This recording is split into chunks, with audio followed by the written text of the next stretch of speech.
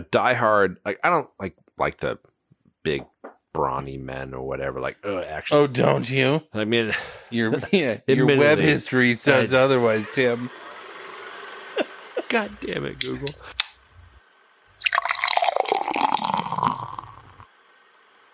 Stand by, going to air. Stand by, Phil. 5, Stand by music. 4, Stand by announce. 3, 2, 1.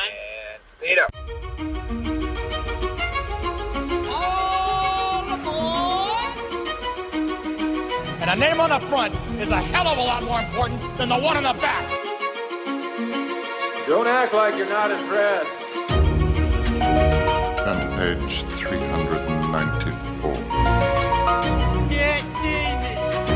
How much you want to make a bet I can throw a football over their mouth? That is so fetch. Dodge, duck, dip, dive, and die. The power of the sun in the palm of my hand. Where's my super suit?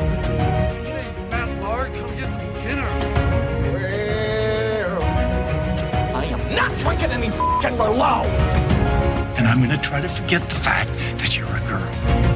But dogs can look up. Oh, durga. you tell me what I saw this woman? This is the Polar Express. All right, well, welcome everyone to a brand new episode of 20 Years, 4 Beers. We are a podcast dedicated to rewatching movies from at least 2 decades ago, while simultaneously enjoying a minimum of 4 modern beers. My name is Steve, and this is my big brother, Tim. and we are coming to you from Minneapolis, Minnesota, or just outside of. We have just watched and recorded our episode on Eternal Sunshine of the Spotless Mind. And as usual, we sit together afterwards and discuss another film-ish over another beer. So we refer to these as our happy hour episodes. Hey, you guys. Happy hour is from 4 to 6. On this happy hour, we are doing things a little differently. Record scratch. A lot differently, actually. Yep. And we will be winging it, kind of, as we will be covering a lot of recent rewatches and others in just one episode, and we'll be talking about the films released in 1994. For those of you unaware, 1994 was a pretty incredible combination of all-time classic films, culturally significant films, iconic action movies, and some hilarious comedies to boot.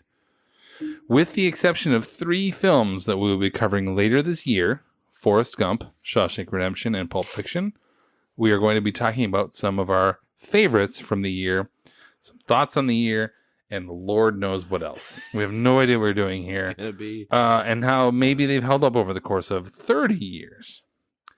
As with our last episode, there is not going to be a high fidelity because we don't know what we're getting into here. There's not a movie introduction. There is, however, a Drinking Buddies.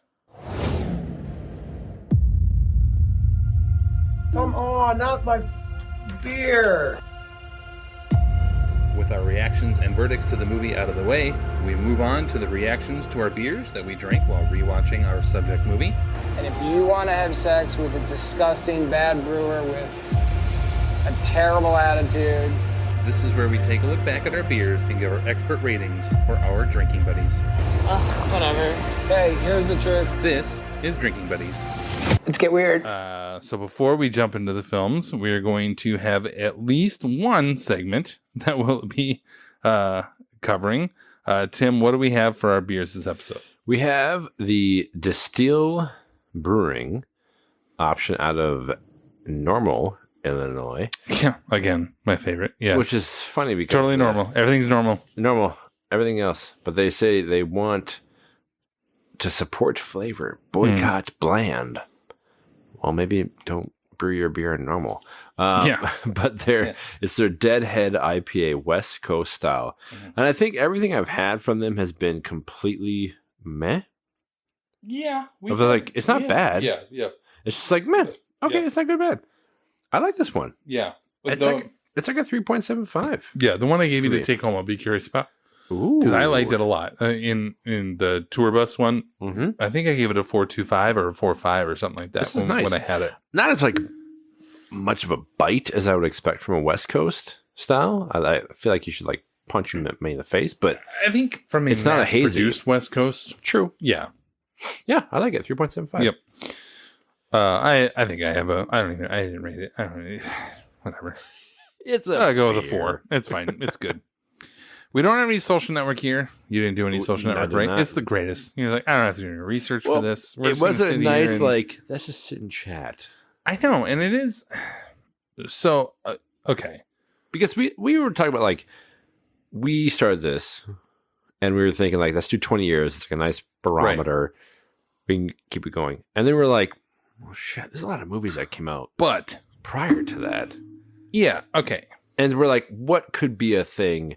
And then we looked at 2004, the schedule Yeah. of what to do for 20 years. And we're like, man, that year sucked. Yeah, we're going to do it again next year, too. Like, by it the way. really sucked hard as far as. Yeah, 05 we wouldn't get much film better. So we'll go tons to of movies? 95. Yeah. So we're kind of throwing the time, landscape aside Yeah. in some ways, but we're like, holy shit, 94 had a lot of awesome stuff. In the last year and a half or whatever, we've covered 30-year films or Yes. whatever, or 25-year films. Yeah. We've done that, and we're going to do it again later this year. That's fine. But, okay, so I have this list here that has XXII. You did research? I have an XXII that's 22, right? Based on my limited Your Roman- understanding of Roman numerals. Yep. That's not including the 3 that we just mentioned, right? So there's 25 films then. Yep. Like, what films did you rewatch recently? I'm curious. So I watched. So we did not do any research. We have not talked about this. So I'm kind of like, what have you watched from 1994? I watched. I'm going to bold it so we can talk about those ones. But then I got to mention the other ones that are on my list. I watched The Lion King. Sure. Ace Ventura. Yeah, of course. Knowing we would have Pulp Fiction, Shawshank, and Forrest. Right. Yeah, not counting. Yep. Dumb and Dumber. Yep. Which, admittedly, I tried to watch with the kids, thinking, Not a great idea. why? It's be fine. Not a great hard not, pass. Yeah, yep, hard no. pass. Bad idea. Speed. Yep. And Quiz Show. Was that it? That's all I had. Yep. Okay. I got 5. I was looking for True Lies. Okay. It wasn't easy to find for like a streaming thing. Plex. And I was like, I didn't have time. So those are the main ones I watched. Okay, well, so those will be the 5 that we predominantly cover. But I remember other No, ones, I understand. I mean, you'll remember other Yes. things, yeah. So here's the list of movies. I have not watched all of these. Sure. I have watched a good portion of these recently. Okay. So we've got Speed, True Lies, Dumb and Dumber, Ace Ventura. So again, let's just preface this by saying this would have been one of the easiest years for us to cover and be like, oh, we got to fill 24 episodes. Yeah. Sold. Low hanging fruit. Yep. Yeah. So, okay. So we're Dumb and Dumber, Ace Ventura, The Mask, Quiz Show, The Lion King, Legends of the Fall, Maverick. Oh, James Garner. Also rewatched recently. Yep. Great documentary in Hoop Dreams. Okay. Interview with a Vampire. Clear and Present Danger was 1994.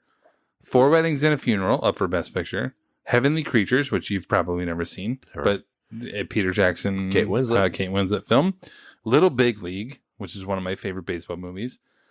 One of my favorite Coen Brothers films, and The Hudsucker Proxy. With Honors was 1994, if you remember that. Like Brendan Fraser? Yeah. And Ethan Hawke and Matt Damon was in that one too.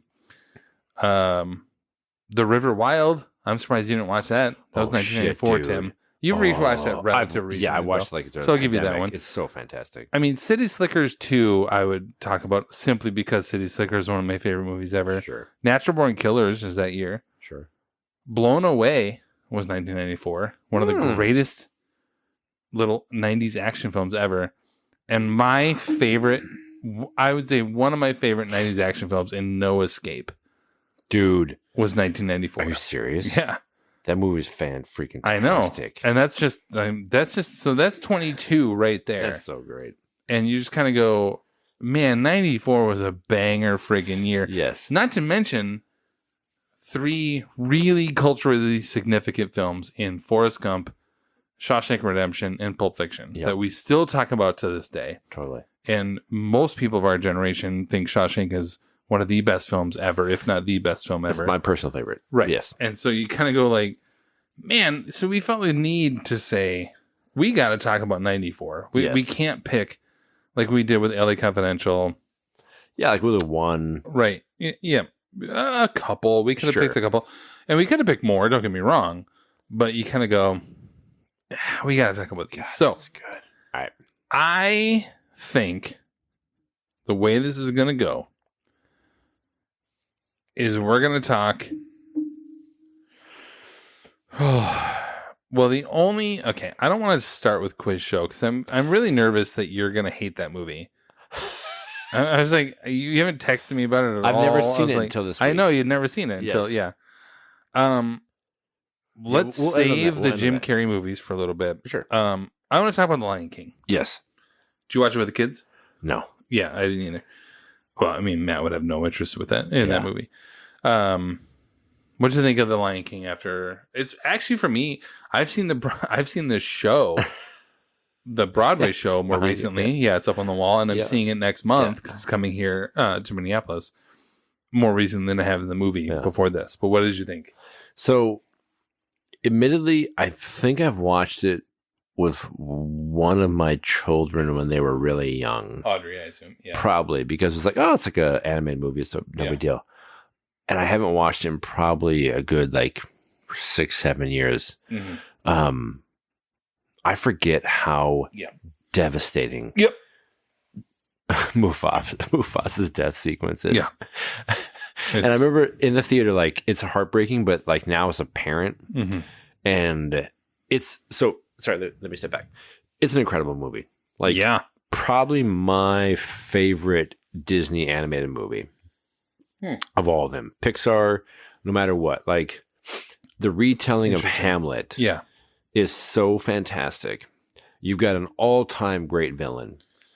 And Scar. Totally. Yep. And Jeremy Irons is so good.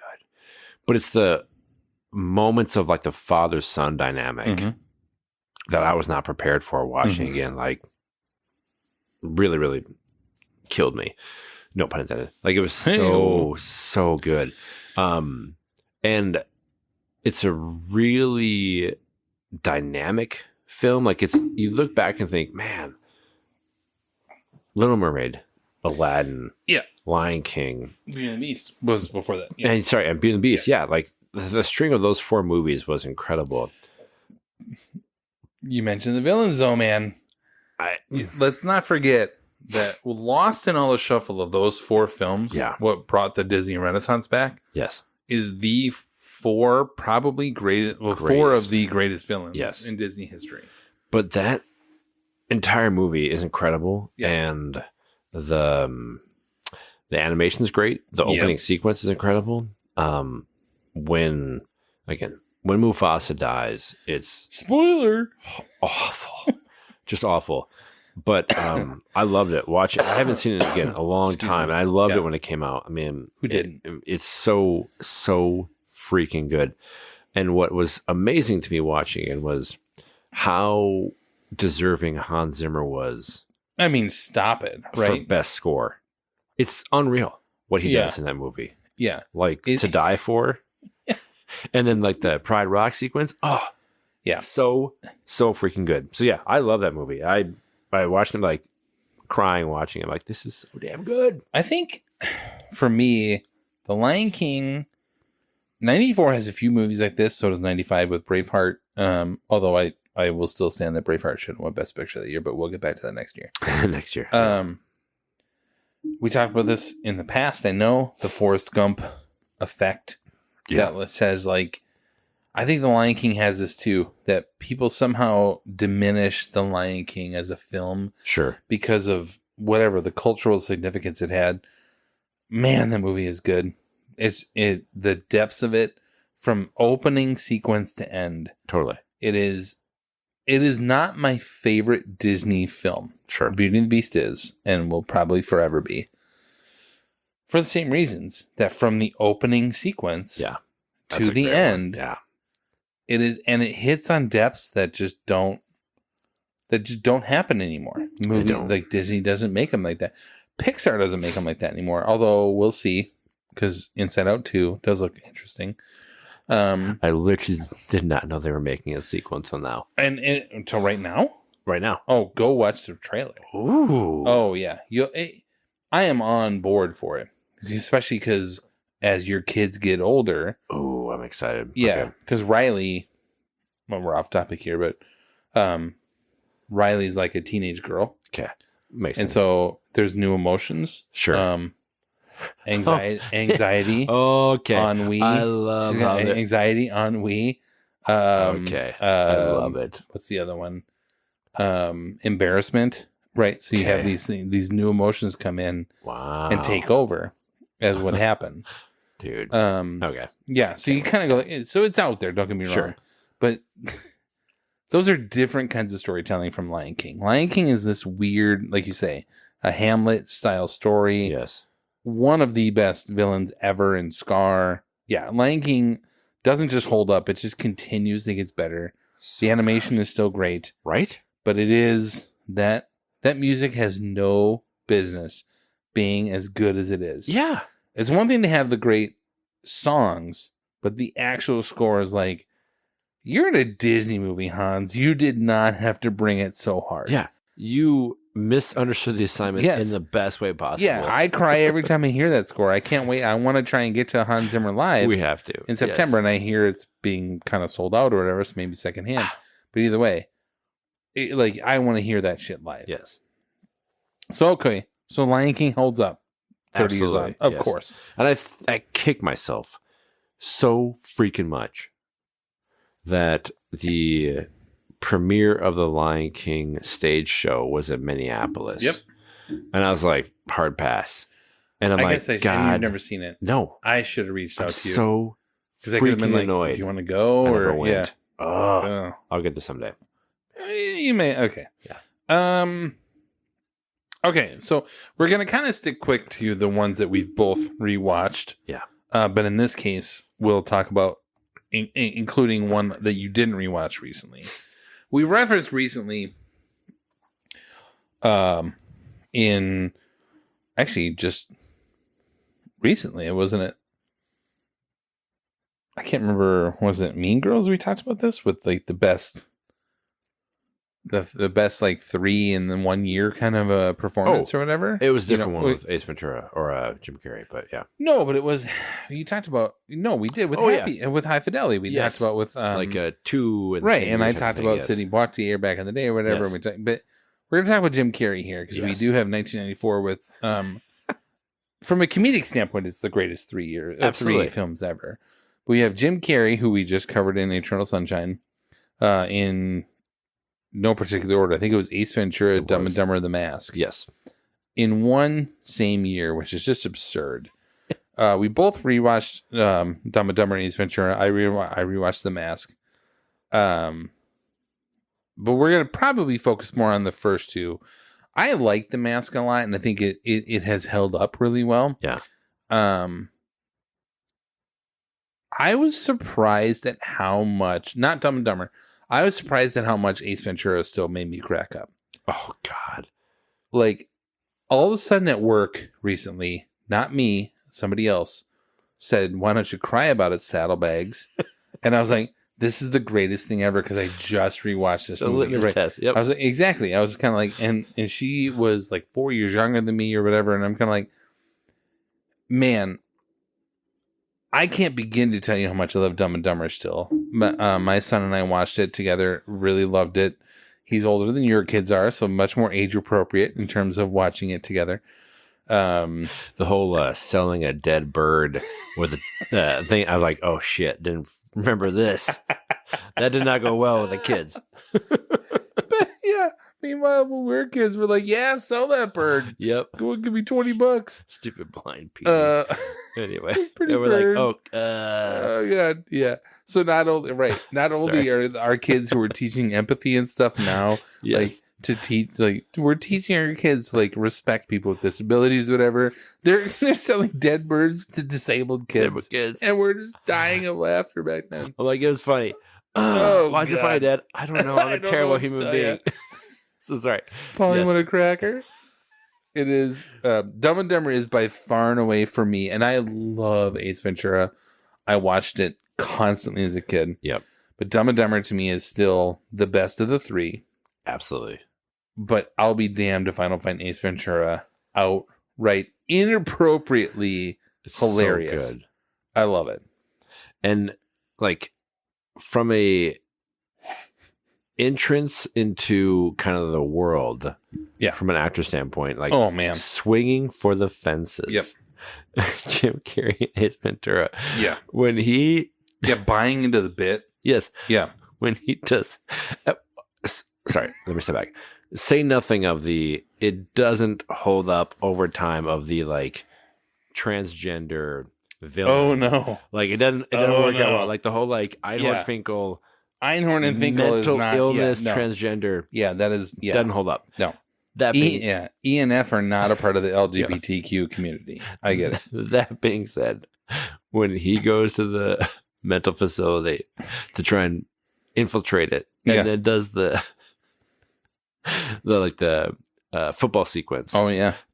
Let's see the instant replay. It goes, yes, the slow-mo replay. I mean, all time, yeah, best scenes of all time of him. Like, put me in, coach.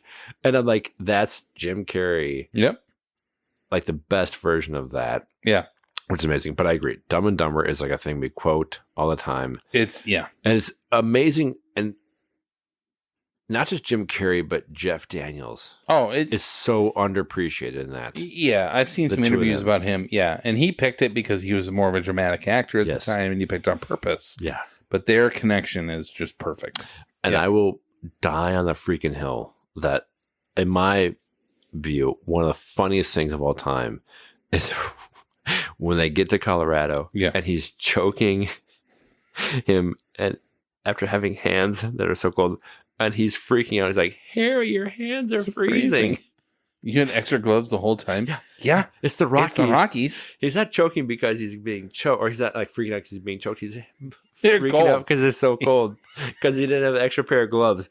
Like, that type of thing is just, I agree. Like, it's one of those movies that you think there's so, like, so you're saying there's a chance. Yep. I mean, the amount of, like, items added to the, like, lexicon. That one especially. Yeah. The fact that you and I could quote that with our dad. Oh, God. Is one of those, like, so you're telling me there's a chance? Yes. Okay. What was all that 1 in a million talk back there? Yeah. What was that? Yeah. It is outstanding. Big gulps, huh, fellas? Yeah. See you later. Big gulps, huh? I will say about Ace Ventura, there is a deleted scene in that film. It's one of those things I remember vividly. I'm going to get back to Dumb and Dumber in just a second. But, like, there was a cut scene that I remember seeing in the theater, and then in video when it came out, it changed, and then over the years it did come back, and it was something about I don't know, it was Jim Carrey pretending to be a dolphin or whatever, and in at the tank early on, yes, and it was cut from the VHS, so I remember seeing it with friends, and I was like, they cut that. I remember it was a visceral, like early on, like, this can happen? Like, it was this weird thing. Remake? But anyway, off the topic. For me, to this day, the thing, and I remember being down in this room we're currently recording, which is sad on a different level, but it is like, I was sitting down here on our old ass couch with a friend, and we're watching this on VHS. When he hauls off, when Harry hauls off with the snowball to her face, to this day, it is the best cut, it is the best edit in film history to me. Yes. It is a perfect edit. Where he's so pissed. Right, and he's pissed, and right as it is about to hit her in the face, it cuts away with the perfect sound edit. I remember being down here on the floor laughing. Yep. It is... Dumb and Dumber to me is unapologetically, and it's not even, what's great about Dumb and Dumber to me is it's some movies you have to apologize for now. Like, it's not PC, it's not this, it's not woke. You have to get over it, it's fine. But Dumb and Dumber actually does not have much of that. No. There's not a lot. Like, No, we I talked agree. about with Anchorman or we talked, sorry, not with Anchorman, although there is that, with, what's his face with Ben Stiller?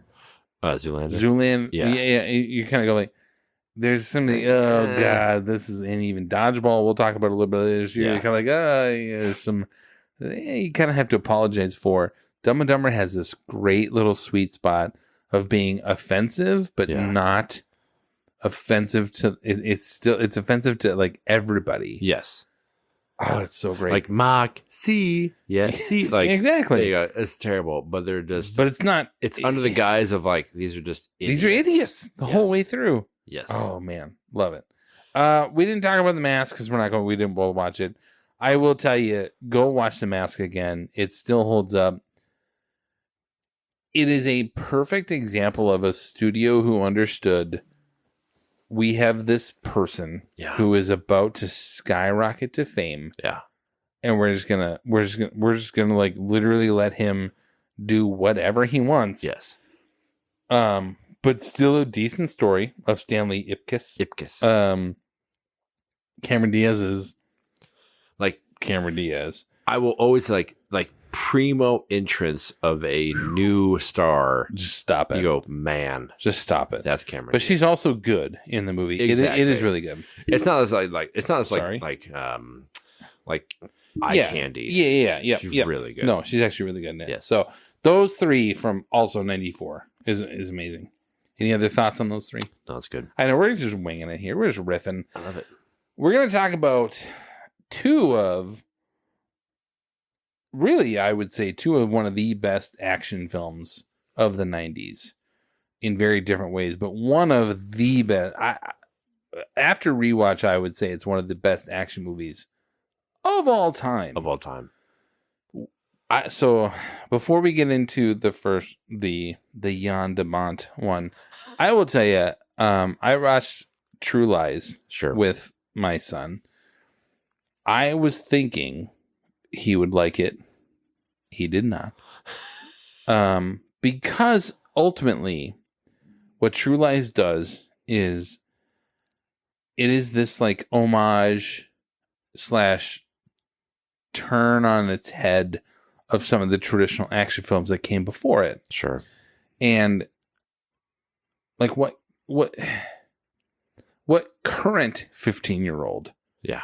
Because at the time I was 12 and I don't remember watching it at that particular time, but I remember maybe a couple years later watching it. Yeah.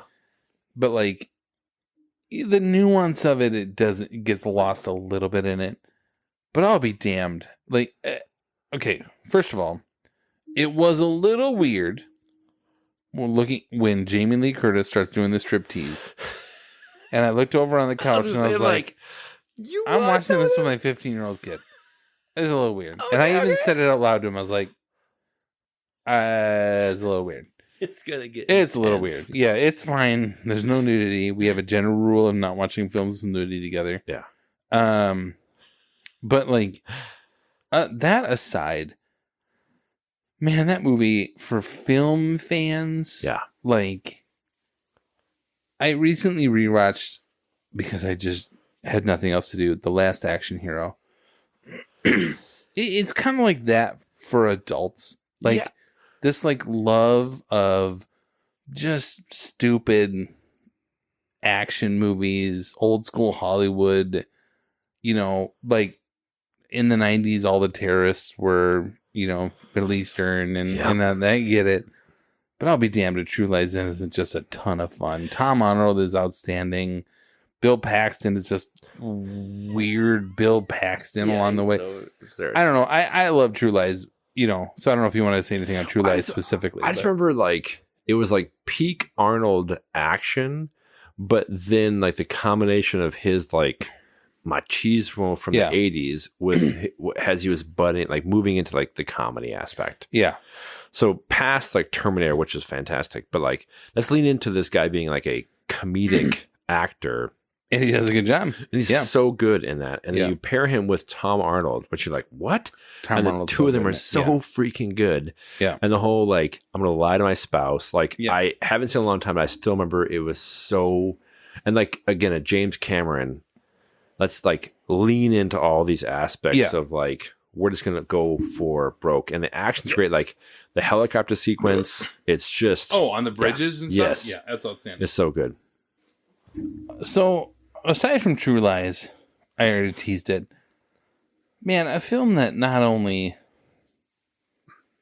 holds up, but it gets better with time It's so effing good. is Jan de Bont's Speed from 1994, starring Keanu Reeves and Sandra Bullock.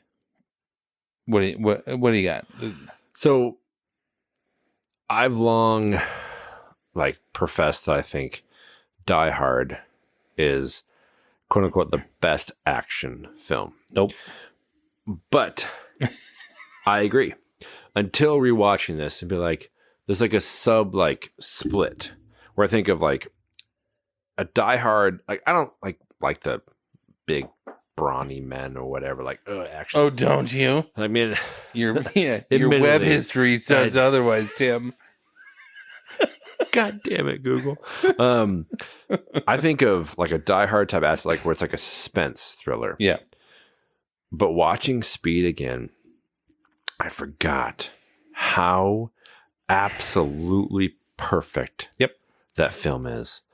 From we're going to set the premise and take like 20 minutes. It's a half hour before the bus pulls up. Like the whole movie The first you're bus, coming for, we're not going to do that. Yep. So we're going to set the characters up. Yep. And the premise to then have it just hit the ground running, no pun intended. Ew. And it's flat out and fantastic. Yep. I'm like finishing it. I texted you, Mike. I can't wait to talk about it. Yeah. 'Cause it's so freaking good in terms of the perfect distillation of just action and intrigue and great character development in a tight story. Just tight. To then have it like work as it is, and there's still like stuff that happens after the bus is done. Correct. It's not just like here's a movie about a bus. Yeah, It's there's like, 20 it's like minutes 3 before movies. and after. It's crazy. Yeah. And all actors are great. And pairing Keanu with Sandra Bullock, which I don't know that I had ever seen anything of her before. You did The Net, but yeah. Oh, sure. Which also, don't watch The Net again. That does not hold up. Speaking of movies that don't hold up from a digital standpoint. Yeah, or Mr. Mnemonic or whatever with Yes. yeah. God, With terrible. Keanu. Yeah. It's absolutely wonderful. Mhm. And it's tense. I remember seeing it. It was 94, so it would have been 14. Mhm. And I can confidently say it was the first R-rated movie I saw in the theater without mom or dad. Oh, sneak in. No, it was, I had seen, like, I think mom and dad saw it first. Did they? Or at least dad did. And I was like, they were out of town, and I was like saying with some other friend's parent, and they're like, we'll bring it. Cool. Because I remember I brought dad to Cliffhanger in 93. It was like a Father's Day gift. Wink, wink. Wink, Let me wink. get you in. Yeah, which buy me this. Yeah. Which that movie's fucking awesome. Yeah. But Speed was the first one outside of my parents like seeing it and being like, this is incredible. And has no right really being R in Speed? hindsight. Yeah. Like the language. Little language, yeah, but like, from there's like no blood and short of gore the head sex. being, yeah. Like but anyway, it holds up and then some. Yeah, actually, It's it's gotten better incredible. with time because they don't have. There's no digital effects, Exactly. and so like from a, if I look back 30 years, there's no visual effects that have aged. No, when he jumps out of the car, Yeah. into the bus or under the bus, like Yeah, it's all live stunts. It's all real. There's very, very, very few visual effects that I have to worry about aging. So a movie like this is gonna hold up. As much as I love Twister from a few years later, Debris. Yeah, it's great. And Matt and I Yes. loved it. And they're making the sequel that comes out later this year. Which is weird to think it took that long to make a sequel. I know, right? But For how popular it was. Yes. But like the visual effects don't hold up in Twister. Mm. But like it's so good, but you have to forgive it. But Speed is, and that's what sets it apart for me. Is it is a damn near perfect action film. And it sets a story. It delivers on the story. Yes. It gives me characters I care about. Yes. It gives me real life action. And then I want them to survive in the end. Yes. And even the final subway, like explosion out onto Hollywood Boulevard or whatever is all real. Like there's no digital like fakey effects that I have to worry about holding up. Totally. Oh, it's so good. Because the premise is fantastic. Of like the bus goes above 50, it explodes. Yeah, that's all you need. I think so. I was texting our family, like the kids and stuff. Kids, the 40-year-olds and above. Yeah. Like I was really fascinated how much my son was like the first 20 minutes to half hour is kind of like, okay, fine. I was like, I promise it's just it'll get there. And then by the time the bus jumps that gap, and you're kind of, or the Lucerna, if you will. Sure. Yeah. The Lacuna. Sorry. Yeah. That's good. Yeah. I was like recording it because he was like, no way. Like he was responding to the whole thing. Yeah. It was like, it was perfect in terms of, because it was real. Yes. Oh, Speed is so good. And Sandra Bullock is so good in this. Yeah. Oh, absolutely. And like Keanu and her together. And let's not forget Dennis Hopper is an absolutely fantastic bad guy. Pop quiz hot shot. Like he's so good as a bad guy. And then, Jeff Daniels, another movie for that There year. you go. But the layers of this as he starts Keanu starts to figure out what's happening. Oh, he's got a camera here. We can like manipulate this. Like it's so damn good. Yeah. You can't understand how good Speed is. Yeah. Speed is like, I think definitely my favorite action movie of all time. It's like just pure enjoyment the whole way through. Yep. So from here on out, with one exception, we're going to talk about movies that I don't think Tim has seen recently. No. And what the hell? I don't know how long this episode is going to be. Let's do it. I want to talk about Quiz Show. What did you think of Quiz Show? So I had never seen it before. Did you end up watching it in multiple sessions? I did. Damn it. No, Okay. but hold up. All right. It did not diminish the All right. experience. Good. Okay. All right. So all right. I'll get right to it. Yeah, do it. It's a fantastic movie. Good. Dude. Yes. Without a doubt. Like it's a fantastic. I was not prepared for how good it was. Yeah. So I've never seen I know. A movie about a quiz show scandal. You're kind of like, okay, how good could this really be? So I watched the first. For those of you who don't know, we're just going to say, Yep. This is a real life scandal from the 1950s or 60s Yep. from an actual quiz show called 21, which you've heard in our episodes for 95. Like we have to watch 95 segments. episodes. Yes. Right. Of the exciting quiz program 21, where these contestants, the winners, were fed the answers. Yep.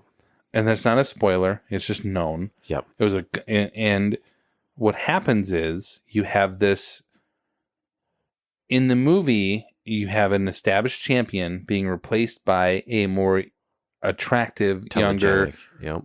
very probably Waspy.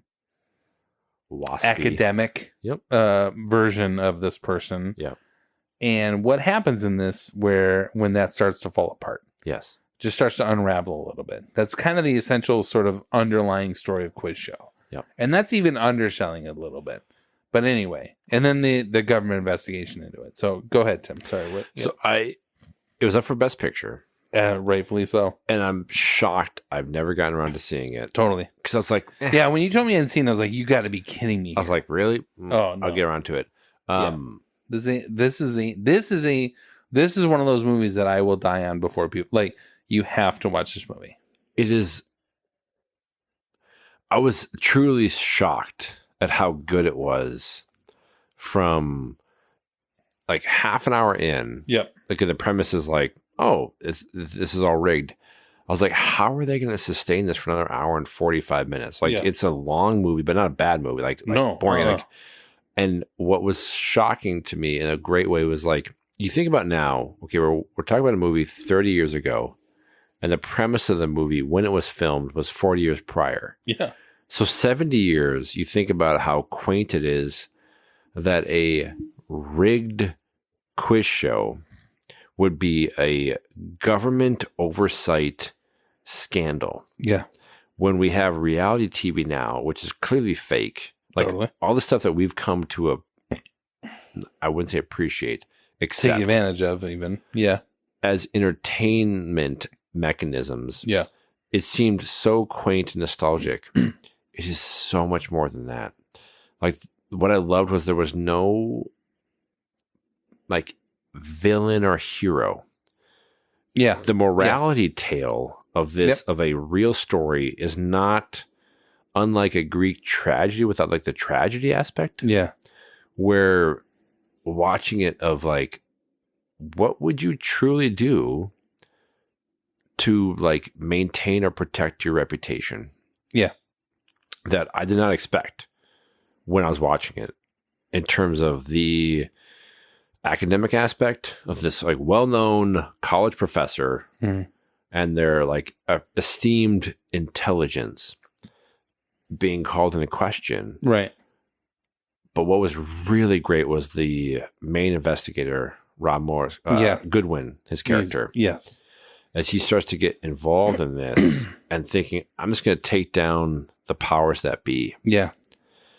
And as it starts to be like collateral damage to the real people that are basically being pawns by these power dynamics. Yeah. And him kind of coming to terms with like, this is not what I thought. I mean, it's way deeper. It is. He loses control and understanding that the corporations they're have gonna taken protect. over. Yes. The government is going to protect the corporations, not the people. And he was thinking going into it, the people. I'm going to take down the corporations. I'm going to take down the problem. Yes. No, it's not. That's not the way it is. It was so freaking good. Like, I will die on the hill that I think Shawshank is better than Forrest Gump for Best Picture, but I think Forrest Gump is deserving of Best Picture. Quiz Show is one of those. I'm like, 94 was stacked. Yeah, and the for Pulp Best Fiction. Picture and Pulp Fiction, like And- those four. And even Four Weddings and Funeral was the fifth in this movie, which I get, but we could replace Four Weddings and Funeral with many other films on this list that you go, but even still, that as a top four is one of the best top four of all time. Quiz Show was so freaking good. Yeah. Like, it is a forgotten film from 94 because of the other three that we just mentioned. I was blown away. Yeah. By watching it. Like, also 94. Another great one. Speaking of Boston, a side note, Rob Morrow's Boston accent is could have done without it. Awful. Yes. Just like atrocious. Could have done without it. I agree. It's nothing, and it's actually a distraction. Yeah. It is like, not to equate it to like a Few Good Men. Yeah, but it is. It's in terms of like, I'm looking for like that aha moment at the end, like, oh yeah, they got him. It is that type of caliber of like, what is the morality of the brand or reputation you want to have? Anyway, please watch it. I was naive for 30 years. It's I agree. So I think good. Oh, I agree. You're naive, but I will say, like, it is good, Jeff. There are many films that have, I guess I could have done some research on this, that have no business being as good as they are, as intense they are for 2 hours over such a relatively simple, mundane problem. Yes. Like, okay, they rigged a quiz show. Yeah. Okay, you're going to give me this entertainment, whatever. John Turturro is also outstanding in this. He's so good as Stemple. Yes. But not like a villain. Like him or Van nobody was a Dorn. villain. No. But even the networks weren't like terrible. And then here's the thing. Scorsese shows up. I know. Like, you are not prepared for Ethan Hawke shows up in this. Did you see Ethan Hawke? What? Yeah.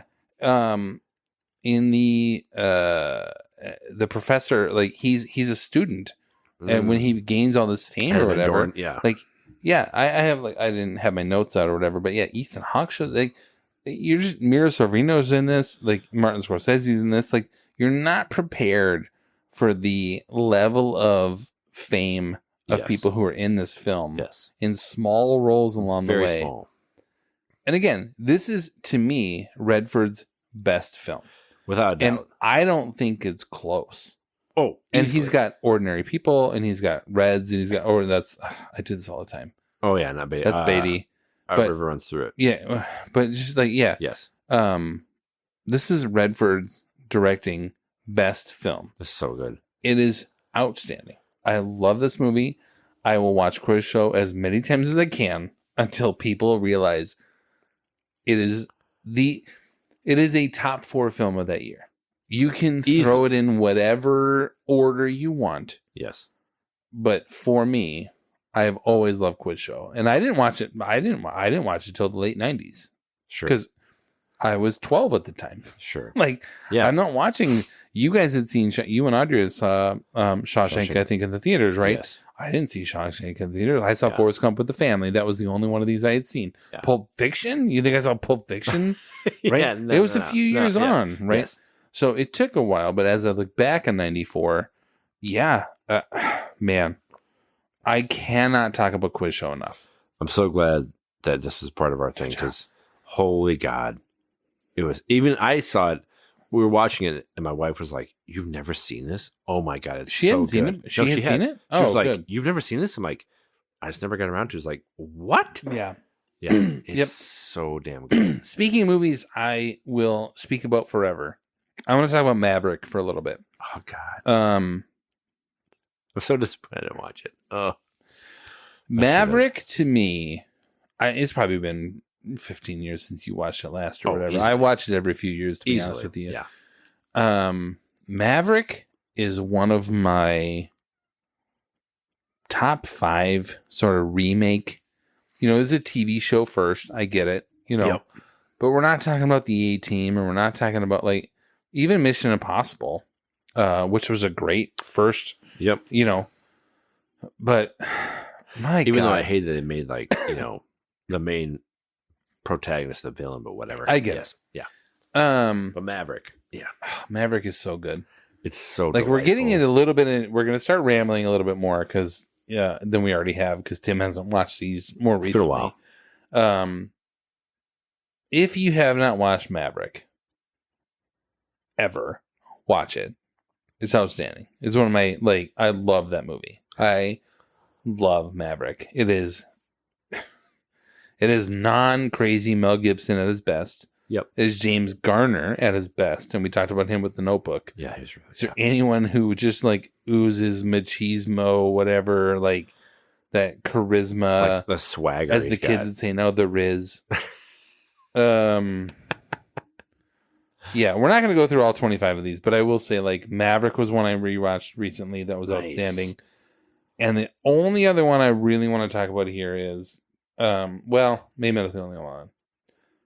Clear and Present Danger. Mm. We were going back to action. Yep. Is a damn near perfect action film. It's fantastic.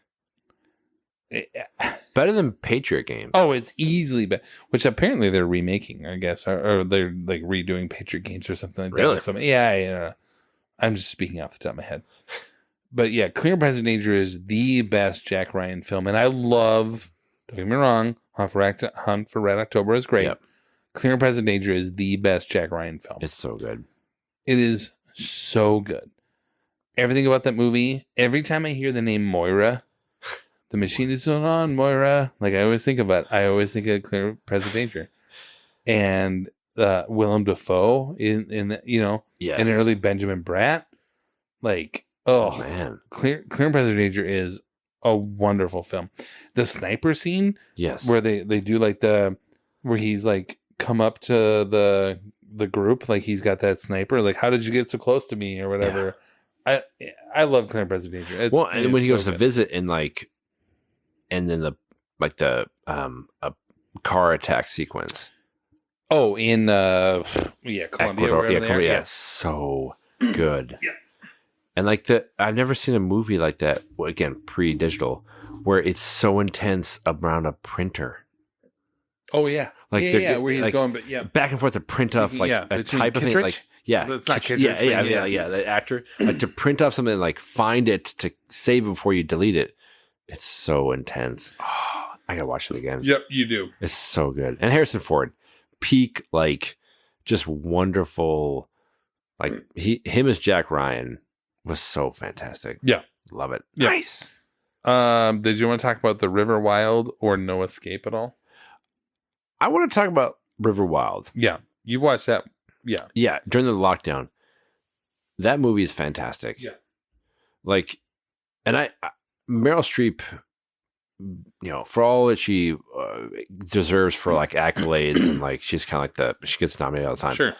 That was such a fun, different movie for her. Like you think of like an action hero type of thing. It's like Jodie Foster in Panic Room, or that kind of thing. That kind of vibe.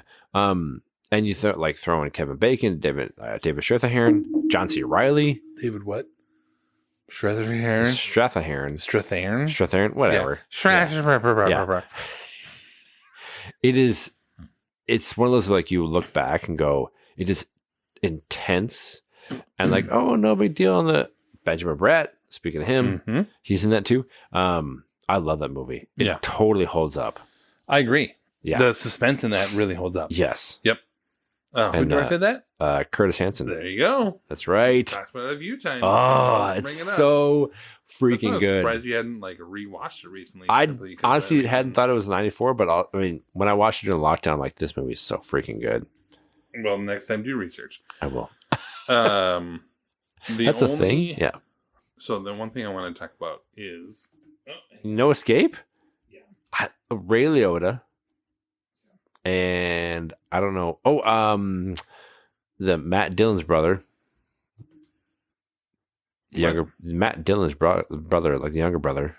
Oh yeah. That's all I remember him. What's his name? From Entourage. Yeah, Kevin. Yes. Yeah, bring it up here. Yeah. Okay, so the premise is like, and Lance Henriksen, of course. Oh, that's right. And then the bad guy is that what's his name? He's also from. Isn't he the bad guy from Zorro? Yes. Stuart Wilson as Merrick. I can picture him. Merrick. So that's like send prisoners to an island. A soldier convicted for murdering his commanding officer is dumped and left to die on a prison island inhabited by 2 camps of convicts. I'm so happy you watched it. Dude, it is. It's directed by Martin Campbell, which if you're not familiar with Martin Campbell. Really? Yeah, it's Casino Royale. That's Vertical Limit, which is GoldenEye, freaking great. GoldenEye, The Mask of Zorro, like that's Martin Campbell, and that's where you go, like, dude, I know, it is so. I gotta watch it again. You gotta watch No Escape again. It is so bad, but it's so good at the same time. Like he is, So it's just this like tribal. It's almost like an adult, like Lord of the Flies. Lord of the Flies. Yes. And you just go, it's so good. You gotta love it. But the only one I want to talk about aside from that, I don't know, we can't like wax poetic about No Escape. No. But I guess the only one I want to talk about, and I want to bring it up real quick here, is Blown Away. Tommy Lee Jones. Dude, that movie is so good. Come on, computer, bring it up. Jeff Bridges. Yep. Yeah. Like Jeff Bridges and Tommy Lee Jones. Yes. As former, what is the IRF or whatever it is? IRA. An Irish bomber. Yeah, an Irish bomber escapes An Irish bomber escapes from prison and targets a member of the Boston Bomb Squad. Like, it is so flipping good. Stephen Hopkins. I was looking who directed it. Stephen Hopkins. I haven't seen it in forever. Yeah, so Stephen Hopkins is, let's see here, known for Lost in Space, the movie. Predator 2. Yeah, Nightmare on Elm Street, The Dream of whatever. I don't know. So he's just like, I love Blown Away as the movie. That is to me, if you want to talk about action movies / like Speed, that's a building of tension that works so well as the like, because you got Forrest Whitaker and they're all like these bomb. I forgot he's in that. Yeah, because you have Tommy Lee Jones, Lloyd Bridges, Jeff Bridges, of course, and then you have these like little bomb things that happen along the way. But then you start to hear about like their connection between the two of them, and the past comes back to haunt him. I love Blown Away. Like that to me is one of like, what's the looking at the IMDb rating here? I remember it was really good. 6.2, yeah, out of 10, which for that movie. Well, that's low for like a I guess maybe not, but it's great. You got to watch it again. Yeah, that's the only thing I want to say about. I just want to bring that up again. Well, and looking at 94 as a whole, we didn't do any verdict or anything like that, but you just go. We've struggled, dear listener, in figuring out which movies we want to talk about. Like, what's the balance? Do we want to talk about an indie film, like we talk about In America? Yeah. Or Whale Rider? Do we want to talk about these little indie films that nobody's seen? That I have heard feedback from people who are saying, like, thank you for talking about that because I wanted to watch it, or I've never heard of it, or whatever. That's great. Or do we only talk about the big commercial, crowd pleasers or whatever? But man, 94, just I think for me, just to maybe put a little bow on it, I think represents a true. As I look back at this list, it's kind of a true renaissance in film for our generation. Sure. 93 has a couple, don't get me wrong. We have Jurassic Park, you talk about Cliffhanger. There's certainly a few others. 95 has some we'll talk about next year. But it's a real renaissance for our generation with films that we still talk about today and are referenced pretty much consistently between people of our generation, not everybody, on a day-to-day life and in pop culture. I mean, we still talk about, in particular, the top 4 or 5 we've already talked about. Oh, yeah. And we will talk about later this year. Like, 94 represents something that is just one of those years that sets it aside from everything else. And we're going to talk about that next month, or next time we get together, with 1999, which is arguably even more culturally significant. That year, holy for God. our generation, it's probably even more culturally significant. Yeah. And so stay tuned. But any other thoughts? No, it was a great year. Yeah. I just want to say, like, we'll see how this plays out when I edit it. But that brings us to the end of our happy hour episode on the films in 1994 so far, with a few more to come. Make sure to go back and listen to our recent episodes on your favorite streaming platforms. Watch out for upcoming episodes on Kill Bill Volume 2. Nice. And we will once again have another riff, I guess, happy hour, similar to this, as we cover another landmark year in film, possibly even more than 94 in the films of 1999. We want to say thank you for taking the time to listen and for clicking that like or subscribe button on your devices. Find us on the internet via the metaverse of Facebook, Instagram, and Threads, and head to 20years4beers.com for all things 20/4. This has been 20 Years 4 Beers. My name is Steve. I'm Tim. And thanks for listening. Thanks. You're like, I don't have to do any research for this. Spoiler! You misunderstood the assignment in the best way possible. Yeah. Oh, shit, dude. Remember this. That did not go well with the kids. An Irish bomber. An Irish bomber. Oh, I agree. You're naive.